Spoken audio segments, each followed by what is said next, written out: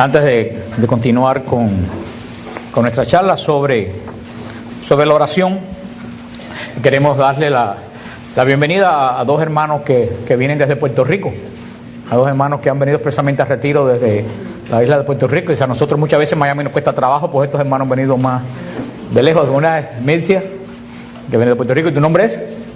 Néstor. Nelson. Bueno, pues bienvenidos ustedes a los dos en el nombre del Señor. Otra cosa también que quería recalcarle es que todos, no sé, ya las personas que van por la noche van a orar delante del Santísimo a las 3 también de la mañana va a haber el Rosario de la Misericordia, pidiendo por los sacerdotes, por las vocaciones, necesidades de la iglesia. Pero aparte del Rosario de la Misericordia, yo quisiera que la oración durante la noche, la madrugada, fuera en silencio. Yo sé que algunos hermanos tienen buena intención de rezar el Rosario de la Misericordia, pero solamente se va a rezar el Rosario de la Misericordia a las 3 de la mañana. Muchas veces en la oración tenemos la tendencia que siempre que el Santísimo está expuesto, hablamos. Yo fui a un retiro que cada vez que a las señoras veían el Santísimo empezaban a cantar. Entonces ahí se pierde lo principal. El Señor habla en el silencio. Así que yo pido que si estamos hablando por el día, toda la noche, el tiempo que esté el Santísimo expuesto, que nadie haga oración en voz alta, a no ser el Rosario de la Misericordia a las 3 de la mañana. El resto de la madrugada, que todas las personas que estén hagan sus devociones, pero lo hagan en silencio, en el Espíritu. Y todavía más importante que orar, que escuchen. La madrugada es el momento para escuchar. Estábamos hablando de la oración de alabanza, que es la oración cuando dice el apóstol Pablo en Romanos que el Espíritu, y en Efesios también, que el Espíritu de Dios, el Espíritu Santo que mora en nosotros, se une a nuestro espíritu para dar testimonio de que somos hijos de Dios, que el Señor nos ha adoptado a través del bautismo como verdaderos hijos suyos. Alabar, es proclamar la verdad que hay en el otro, como le dije a ustedes. Para alabar hay que conocer verdaderamente a quién es el foco, es el centro de nuestra alabanza. Y no solo alabar no es reconocer la grandeza de la persona que estamos alabando, sino solo es reconocerla y celebrarla. O sea, la alabanza es el reconocimiento de la presencia de Dios, y no solo el reconocimiento, sino la celebración de la presencia del Dios en que nosotros servimos. San Agustín, el gran padre de la iglesia, en el siglo V, hablando de la expresión judía aleluya, decía: toda nuestra vida presente debe discurrir en la alabanza de Dios, y nadie puede hacerse idóneo de la vida futura si no ejercita ahora esta alabanza. Y esto es lo que siempre hemos hablado, sin yo conocer este versículo, que yo siempre digo a las personas que no les gusta la alabanza, yo no sé qué es lo que va a hacer en el cielo, que se busque otra cosa que hacer. El cielo es pura alabanza. Si tú te aburres en la alabanza, no puedo repetirlo porque entonces tengo que estar ustedes el tape. Si yo repito, el retiro dura 3 días en vez de 1 día y medio. Así que los que no puedan agarrar, ustedes compran el tape. No es majadería mía, que yo no puedo pararme continuamente a repetir lo que ya he dicho. Eso es lo que decía San Agustín. Nuestra alabanza incluye la oración, incluye la alegría. La alabanza es alegría, no es alabanza triste. La alegría es oración, la alabanza es oración, es una oración espontánea de honor de Dios. Y también la alabanza es gemido, es lo que dice San Pablo, que es el gemido del Espíritu que habla en cada uno de nosotros.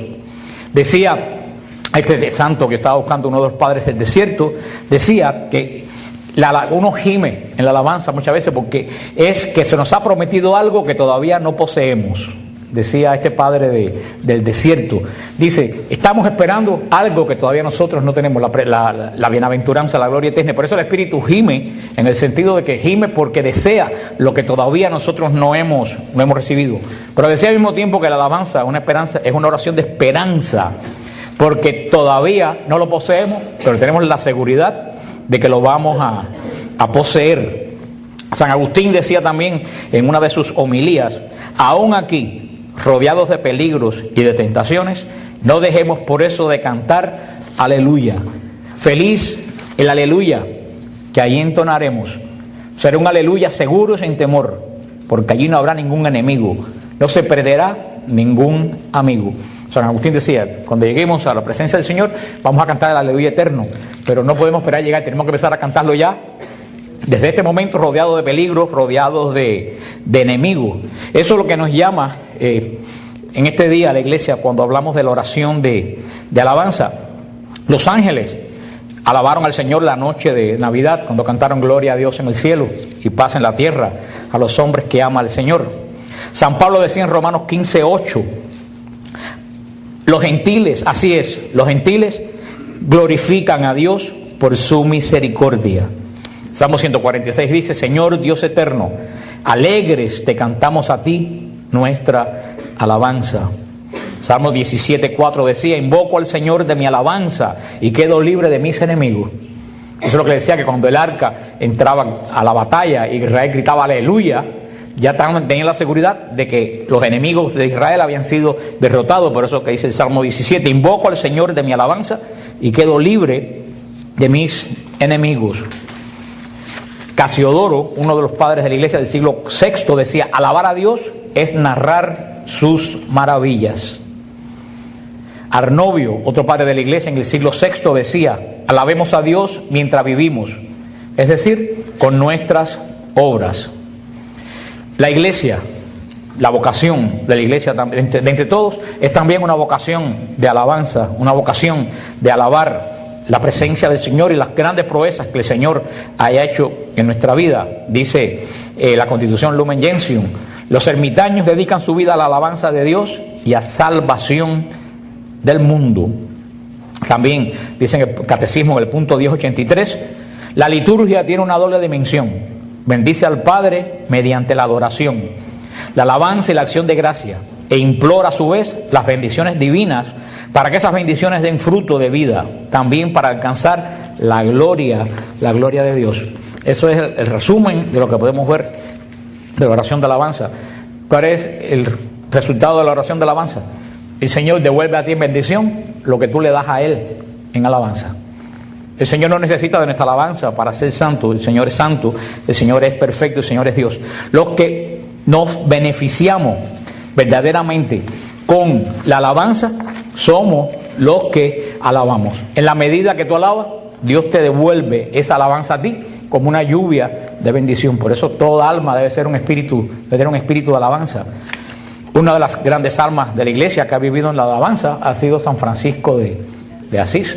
Para San Francisco de Asís, el gran santo, todo era alabanza. Él escribió el hermoso cántico del hermano Sol, que decía, hermano Sol, alaba a tu Señor, hermana Luna, alaba al Señor. El Salterio, el libro de los Salmos, termina con el gran salmo de alabanza, donde todos sabemos la última frase del Salmo que dice que todo lo que respira, alabe al Señor. Aleluya. Así termina el libro de los Salmos. Todo lo que respira, toda la creación, el cosmos, es un himno de alabanza a Dios. Aquí mismo, hay muchas personas que no han venido, aquí mismo en este mismo lugar donde ustedes están, ocurrió un hecho trascendental de alabanza. Aquí mismo ustedes están, la noche en que oímos cantar a los ángeles. ¿Quiénes estaban aquí esa noche? Que levanten la mano. Bueno, miren los que están alrededor para que sepan que es cierto lo que estoy diciendo, que todas esas personas que están levantando la mano estaban aquí, son testigos de lo que yo voy a decir, y si es mentira me pueden desmentir. Entonces, yo estaba aquí mismo donde yo estaba dirigiendo la noche de alabanza y estaban cantando, el grupo estaba cantando allá atrás, y de buena primera empecé a oír unas voces que no eran las que estaban cantando porque eran una lengua, y yo pensé que se había quedado algún disco de alabanza puesto, un CD de los que ponemos, y pensé que se había quedado puesto, y fui atrás a decir que quitaran, y miraron y dijeron, no hay ningún disco, no hay ningún cassette, no hay nada aquí, y volví para acá y seguimos, pero ustedes estaban sentados en el mismo lugar, yo me acuerdo. No, por todos lados, déjenme terminar el cuento. Estaba Olguita, él y Mari estaban sentadas en ese lugar, pero las miré y yo vi que ellas me estaban mirando así. Yo dije, no, esta gente están oyendo lo mismo que oigo yo. Volví de nuevo atrás y le dije, ¿hay algún disco? ¿Hay algo puesto dentro de la consola? Entonces Ernie, ante la insistencia mía, cogió y arrancó la electricidad, quitó el cordón de la electricidad, y cuando quitó el cordón de la electricidad, la música, las bocinas, los micrófonos, todo se paró, se quedó sin electricidad, y fue cuando las voces aquellas empezaron a cantar, y no que se oía bajito, retumbaban aquí adentro. La gente que estaban aquí oían las voces del lado de allá, pero la gente que estaban del lado de allá oían las voces de aquí. Yo cuando estaba en el fondo oía las voces de adelante, pero cuando estaba adelante oía las voces del fondo. Y cada vez aquellas canciones subían más de tono. Y fue casi como 20 minutos. Esto fue una cosa de un segundo. Y era un idioma que yo nunca he oído el idioma ese. Ni la salmodia, ni he podido más nunca recordar cómo sonaba. Y lo más curioso que Dilcia se dio cuenta que dijo que cuando uno canta, dame del agua que brota, uno respira. Pero esa voz no respiraba. Esas voces estaban cantando continuamente sin respirar.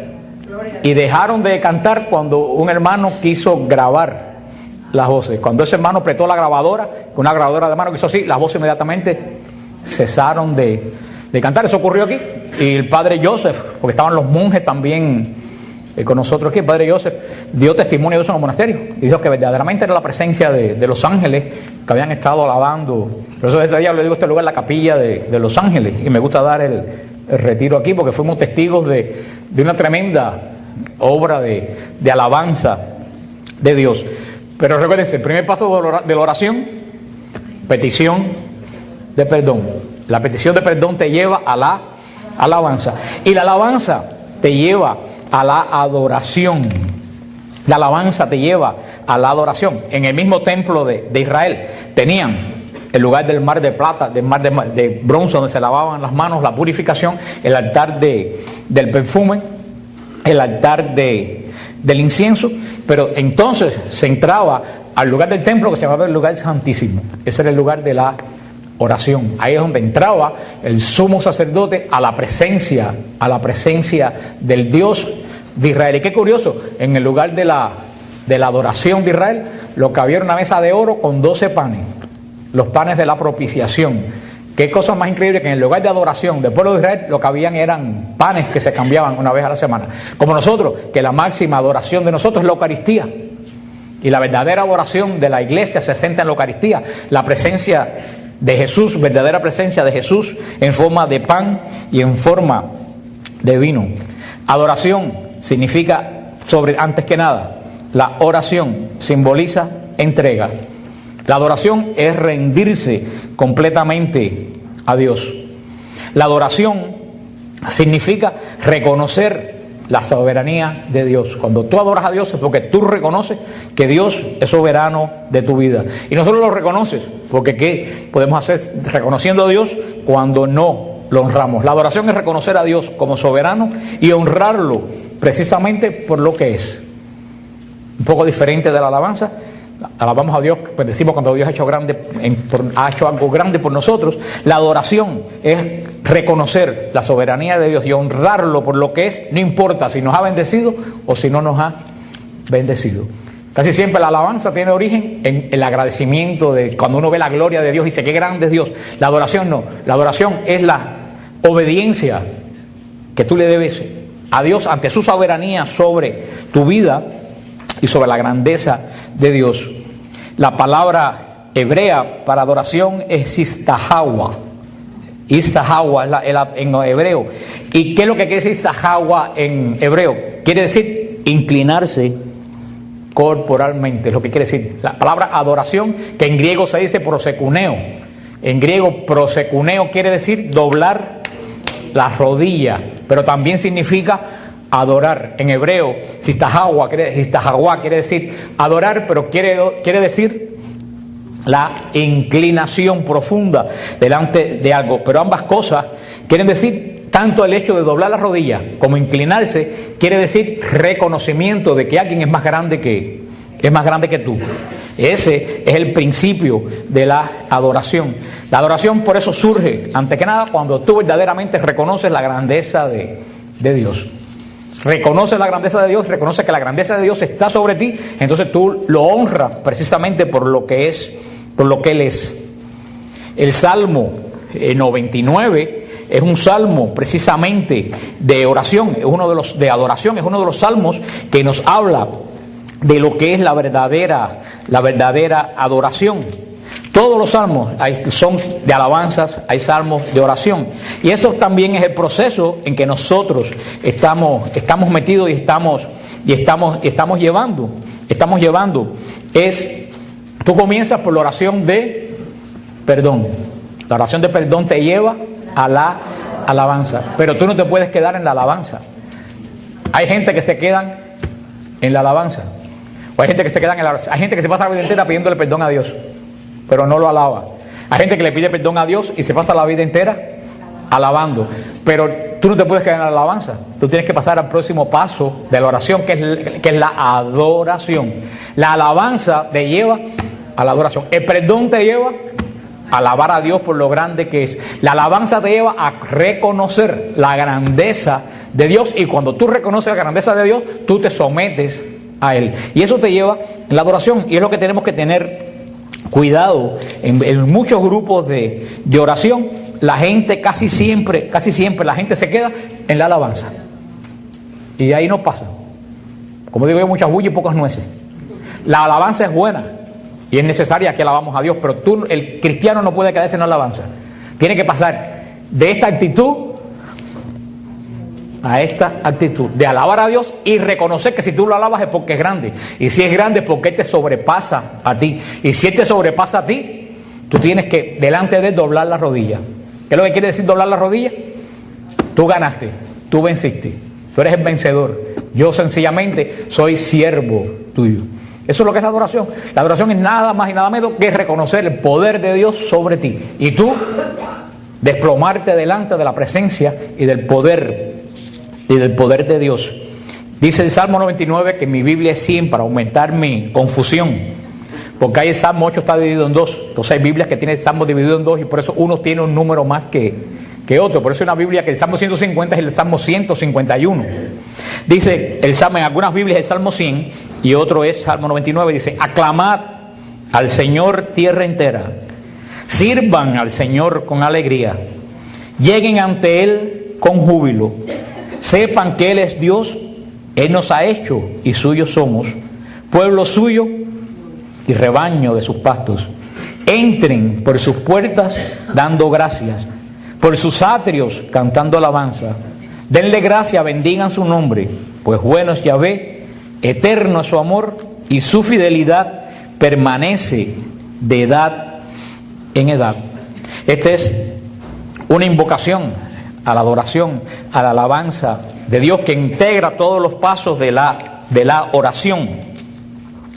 En el Nuevo Testamento, uno de los signos más hermosos que hay de adoración se encuentra en la carta de San Pablo a los Filipenses.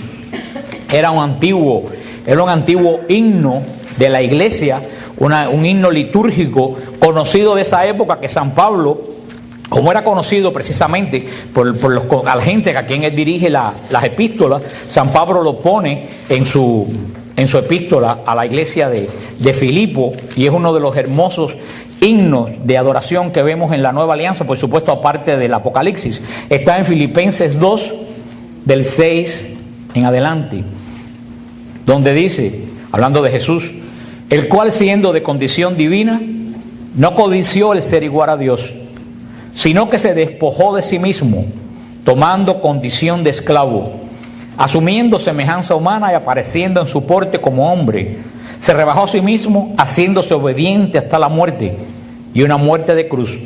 Por eso Dios lo exaltó y le otorgó el nombre que está sobre todo nombre, para que al nombre de Jesús toda rodilla se doble, en el cielo, en la tierra y en los abismos, y toda lengua confiese que Jesús es Señor, para gloria de Dios Padre. Este es el himno por excelencia de la adoración, que toda rodilla se doble. Como dijimos, doblar rodilla quiere decir que tú reconoces que el otro pudo más que tú y es más poderoso que tú. Y dice San Pablo que hay una adoración cósmica a Jesús en los cielos, la adoración de los cielos. ¿Por qué la adoración en los cielos? Porque Jesús es el Señor de los ángeles. Lo dice en Hebreos, que lo adoren todos los ángeles de Dios. Todos los ángeles doblan las rodillas en la presencia de Jesús. En la tierra. ¿Por qué en la tierra? Porque nosotros pertenecemos a Jesús. Jesús nos compró con su sangre en la cruz. Y en los abismos, hasta en el infierno, el demonio tiene que doblar la rodilla ante el nombre de Jesús. Porque Jesús derrotó al demonio en la cruz. El demonio le fue quitado su victoria por la obediencia de Jesús en la cruz. Así que Jesús merece toda la adoración, no solo la alabanza, sino la adoración, porque es reconocido el rey exaltado de toda la creación. En la carta de San Juan nos habla también de la adoración. Nos da en el Evangelio de San Juan, es donde está muy claro lo que habla Jesús y lo que espera Jesús de los hombres en el nuevo pacto, de la adoración en el nuevo pacto. Y por eso precisamente cantamos ese hermoso himno de Dame del agua que brota para la vida eterna. En el Evangelio de San Juan, capítulo 4, hablando Jesús con la samaritana, le dice en el capítulo 4, versículo 11, le dice a la mujer: Señor, no tienes con qué sacar agua y el pozo es hondo. ¿De dónde pues tienes tú agua viva? ¿Acaso eres más grande que nuestro padre Jacob, que nos dio este pozo y de él bebieron sus hijos y sus ganados? Jesús le respondió: todo el que beba de esta agua volverá a tener sed, pero el que beba del agua que yo le dé no tendrá sed jamás, sino que el agua que yo le daré se convertirá en él en manantial de fuentes de agua viva. Le dice la mujer: Señor, dame de esa agua para que no tenga más sed y no tenga que volver a sacarla. Bueno, aquí sigue la parte que Jesús le dice: ve, llama a tu marido, toda esa parte que todos ustedes conocen. Y dice en el versículo 21, Jesús le dice: créeme, mujer, que llega la hora en que ni en este monte ni en Jerusalén se adorará al Padre. Ustedes adoran lo que no conocen, nosotros adoramos lo que conocemos, porque la salvación viene de los judíos. Pero llega la hora, ya estamos en ella, en que los adoradores verdaderos adorarán al Padre en espíritu y en verdad, porque así quiere el Padre que sea quienes lo adoren. Dios es espíritu y los que lo adoran deben adorarlo en espíritu y en verdad. Que el Señor añada bendición a su santa palabra. ¿Cómo entender esta nueva adoración? Jesús que esto no lo habló ni siquiera con los fariseos ni con los maestros de la ley, lo habló con una simple mujer en el brocal de un pozo. Y fíjate cómo Jesús le dice a la mujer: te voy a dar agua que te va a quitar para siempre la sed. ¿Y a qué agua lo relaciona la mujer? Con el agua del pozo que tenían. Era un pozo que todavía tiene agua, el pozo que abrió el profeta Jacob. Pero mira cómo Dios nos quiere dar cosas grandes. Nosotros nos limitamos ¿a qué? A cosas pequeñas. Dios está hablando agua viva para siempre. ¿Y qué está pensando la mujer? En ese pozo con 4 cubos de agua que tiene. ¿Cuántas veces el Señor quiere darnos a nosotros verdaderamente grandes cosas y nosotros no las recibimos porque tenemos una mente demasiado limitada? Hay veces que el Señor tiene grandes cosas para nosotros y yo, como la samaritana, en vez de pensar los torrentes de agua viva, me limito a un pocito que tiene un poco de agua. Muchas veces eso limita el poder de Dios. ¿Y cuántos santos se han dado cuenta que lo que Dios tenía para ellos es mucho más grande de lo que ellos jamás pensaron ni esperaron? Pero aquí le dice Jesús: en espíritu y en verdad. En espíritu y en verdad. Y nosotros verdaderamente en este nuevo culto de la nueva alianza, así es como el Señor quiere adoradores. Los judíos adoraban a Jesús, ¿de qué forma? De forma externa. Era la forma cultual. Iban al templo, hacían sus abluciones, ofrecían el incienso, tocaban el shofar, se prostraban en el piso y se volvían a ir. Eso era una adoración externa. Hay una nueva adoración en el nuevo pacto. Esta adoración externa es lo que muchas veces vemos hoy en día. Vemos que muchos católicos van el domingo a misa 1 hora, echan $1 y se van hasta el otro domingo. Eso, ¿tú sabes lo que están haciendo? Exactamente igual a lo que hacían los judíos. Iban el sábado al templo, echaban su ofrenda. Dice Jesús: eso no es suficiente. El Señor quiere una adoración diferente. El Señor no quiere una adoración cultural. El Señor no quiere adoradores de ese tipo. El Señor quiere siervos. Un verdadero adorador es un siervo. El adorador es adorador de una vez a la semana. El siervo es adorador 7 días, 24 horas. El Señor no se conforma ya con que tú vayas el domingo a misa 45 minutos por el reloj y eches $1. El Señor, esos son los adoradores en la carne. Y esa adoración es buena, pero dentro del contexto de una vida de ser siervo de Dios. El Señor quiere nuestra adoración que sea una adoración en espíritu. Y el espíritu no es 1 hora a la semana. ¿Quién puede vivir con el espíritu en tu cuerpo una hora a la semana? ¿Qué tal si ustedes tuvieran el alma en ustedes 1 hora y después domingo se fuera hasta el otro sábado?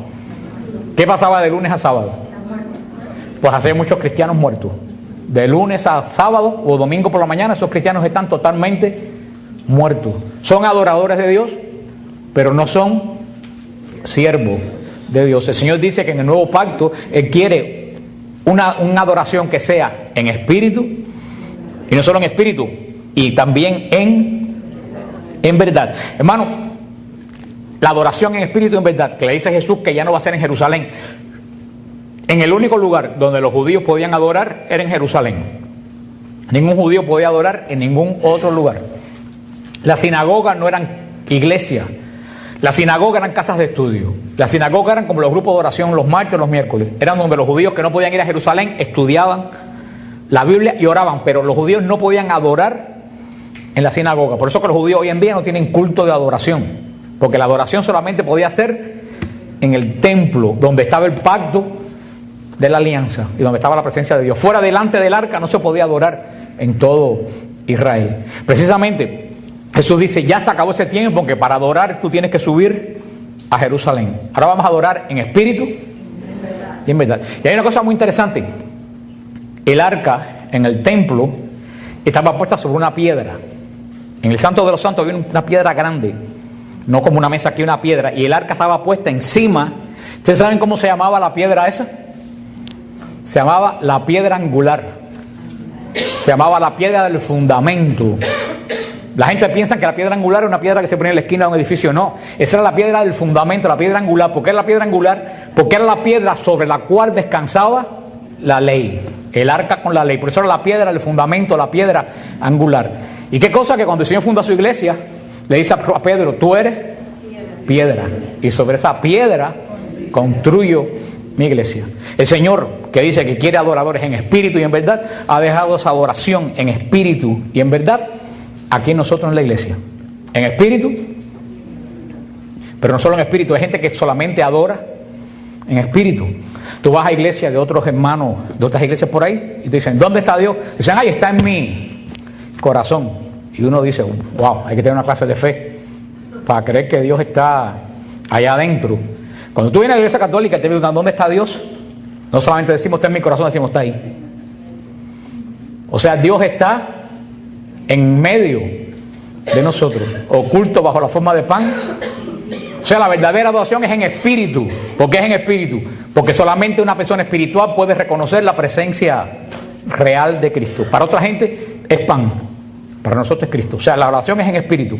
Y es en verdad, porque no adoramos a algo que está en el cielo, está en el combo, que no lo puedo ver. Adoramos algo que podemos ver y podemos sentir. Y nosotros podemos ver, viene a nosotros y se hace uno con nosotros. Dice, esa es la verdadera adoración en espíritu y en verdad. Nosotros tenemos la bendición de tener la verdadera adoración en espíritu y en verdad en la iglesia. La Eucaristía, que es el centro de adoración de toda la iglesia. Y sin embargo nosotros muchas veces no reconocemos esta presencia de Jesús para ser adorada.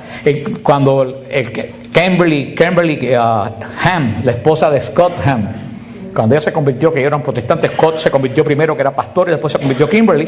Cuando Kimberly se convirtió, dice que ella fue a una iglesia un día de Corpus Christi y dice que ella se quedó sorprendida porque ella se quedó en shock. Dijo, ¿de verdad que los católicos piensan que Jesús está en ese pedazo de pan?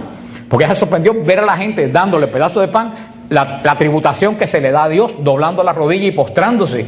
Y dice que ella dijo, cuando hay más de 1.000 millones de personas que creen en este momento en el mundo, y si sumas para atrás miles de millones de personas que han creído en eso, y los padres de la iglesia creyeron en eso, algo de eso tiene que haber, de verdad. Y verdaderamente, hermano, tenemos la verdadera adoración que solamente no es una adoración espacial o cósmica, es una adoración que está centrada en la presencia real. ¿Por qué creemos que ese pedazo de pan es Jesús de Nazaret? Porque Él lo dijo. Esto es mi carne, esto es mi sangre. Y Jesús no puede mentir. Si Jesús lo dijo, en fe, eso es su cuerpo y eso es su sangre. Ese es el Señor, es el corazón de la iglesia. El libro que tiene más referencia a la adoración en toda la Biblia es el libro del Apocalipsis. Todo el mundo piensa que el libro del Apocalipsis tiene que ver con explosiones nucleares y platillos voladores, y la gente abre el Apocalipsis y ven chorros de sangre salir del Apocalipsis, y por ahí andan esos emails absurdos de que va a haber un terremoto de 14 o 15 horas. Y yo digo, si hay un terremoto de 14 horas, no quedan vivos ni las lagartijas. Porque un terremoto de 2 o 3 minutos acaba con ciudades. Imagínate un terremoto, cosas... Hermano, el Apocalipsis nadie lo entiende porque es un libro litúrgico de adoración. Es Juan, te lleva a la adoración.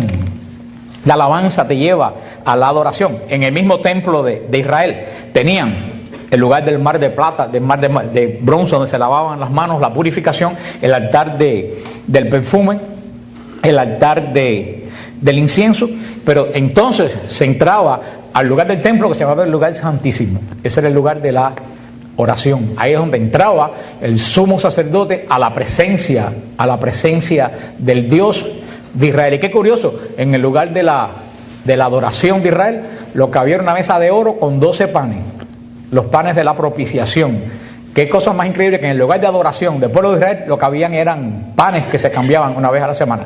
Como nosotros, que la máxima adoración de nosotros es la Eucaristía. Y la verdadera adoración de la iglesia se centra en la Eucaristía. La presencia de Jesús, verdadera presencia de Jesús en forma de pan y en forma de vino. Adoración significa, antes que nada, la oración simboliza entrega. La adoración es rendirse completamente a Dios.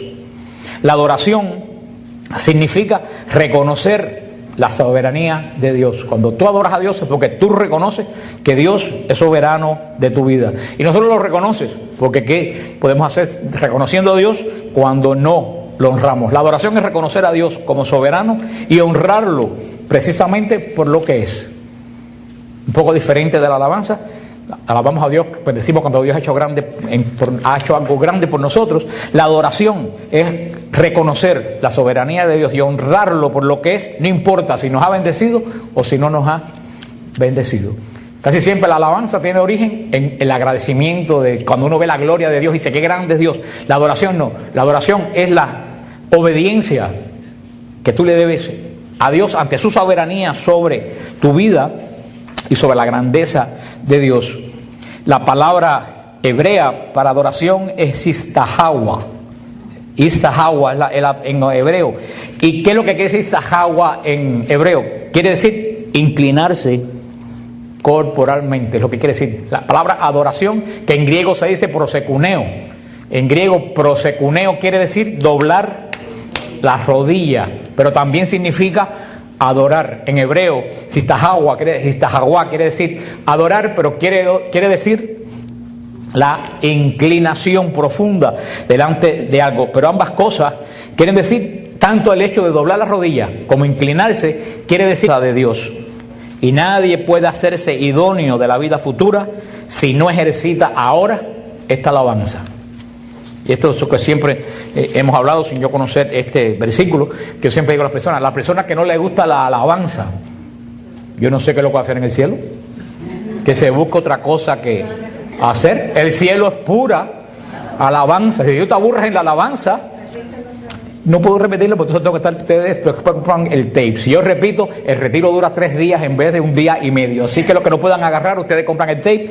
No es majadería mía, que yo no puedo pararme continuamente a repetir lo que ya he dicho. Eso es lo que decía San Agustín. Nuestra alabanza incluye la oración, incluye la alegría. La alabanza es alegría, no es alabanza triste. La alegría es oración, la alabanza es oración.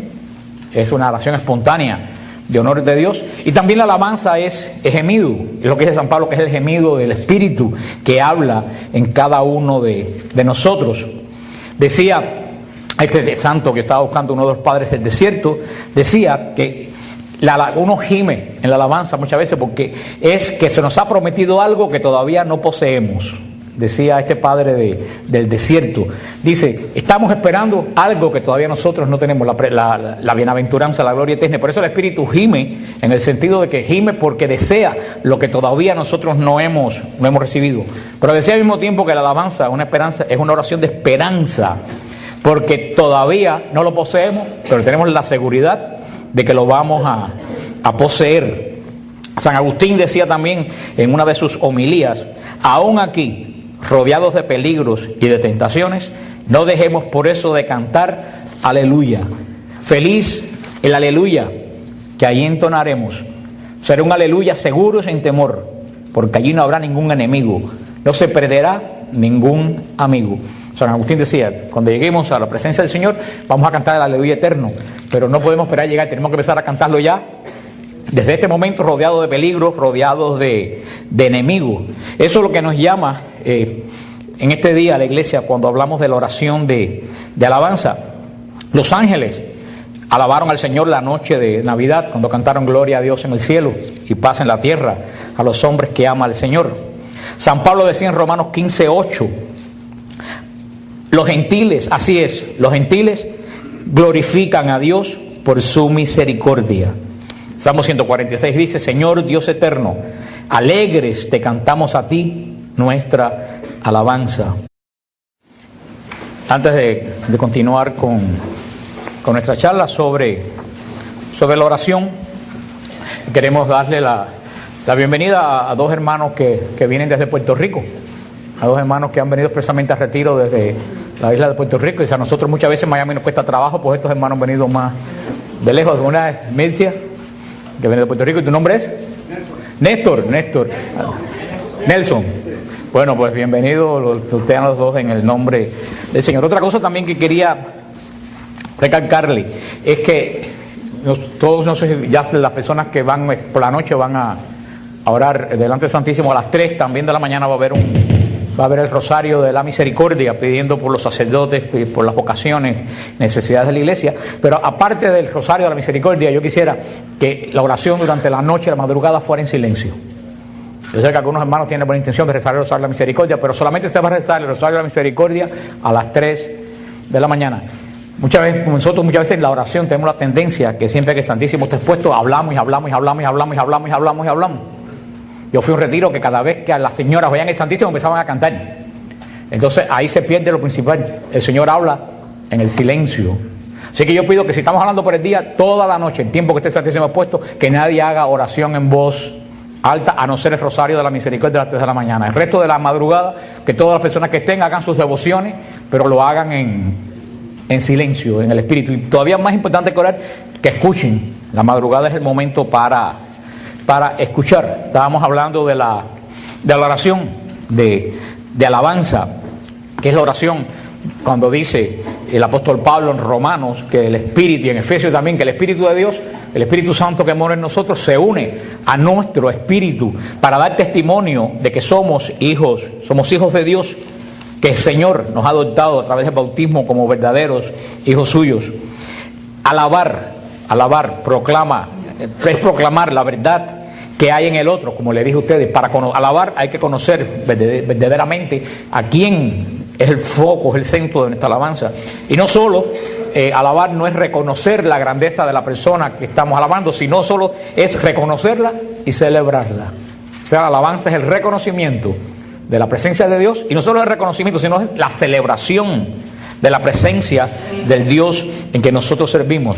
San Agustín, el gran padre de la iglesia, en el siglo V, hablando de la expresión judía aleluya, decía: toda nuestra vida presente debe discurrir en la alabanza de los ángeles.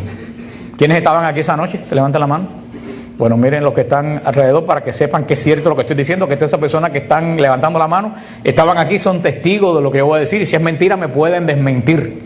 Entonces, yo estaba aquí mismo donde yo estaba dirigiendo la noche de alabanza, y estaban cantando, el grupo estaba cantando allá atrás, y de buena primera empecé a oír unas voces que no eran las que estaban cantando, porque eran una lengua, y yo pensé que se había quedado algún disco de alabanza puesto, un CD de los que ponemos, y pensé que se había quedado puesto, y fui atrás a decir que quitaran, y miraron y dijeron: no hay ningún disco, no hay ningún cassette, no hay nada aquí. Y volví para acá y seguimos, pero ustedes estaban sentados en el mismo lugar, yo me acuerdo. No, por todos lados. Déjenme terminar el cuento. Estaba Olguita, él y Mari estaban sentadas en ese lugar, pero las miré y yo vi que ellas me estaban mirando así. Yo dije: no, esta gente está oyendo lo mismo que oigo yo. Volví de nuevo atrás y le dije: ¿hay algún disco? ¿Hay algo puesto dentro de la consola? Entonces Ernie, ante la insistencia mía, cogió y arrancó la electricidad, quitó el cordón de la electricidad. Y cuando quitó el cordón de la electricidad, la música, las bocinas, los micrófonos, todo se paró, se quedó sin electricidad.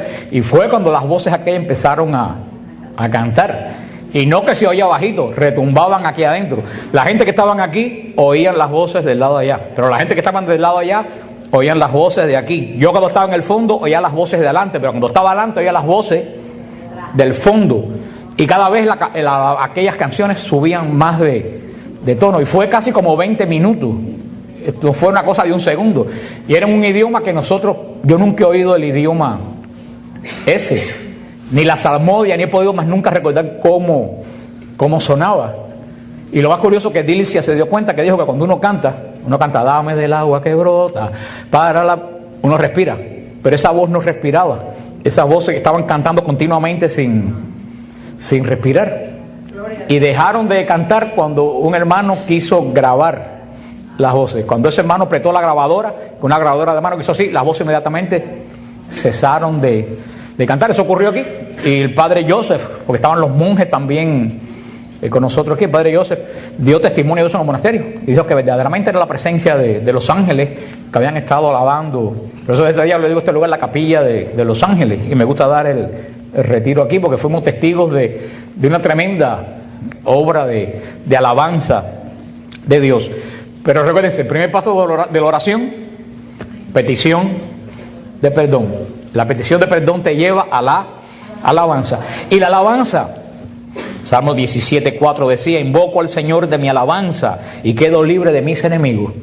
Eso es lo que decía, que cuando el arca entraba a la batalla y Israel gritaba aleluya, ya tenían la seguridad de que los enemigos de Israel habían sido derrotados. Por eso que dice el Salmo 17, invoco al Señor de mi alabanza y quedo libre de mis enemigos.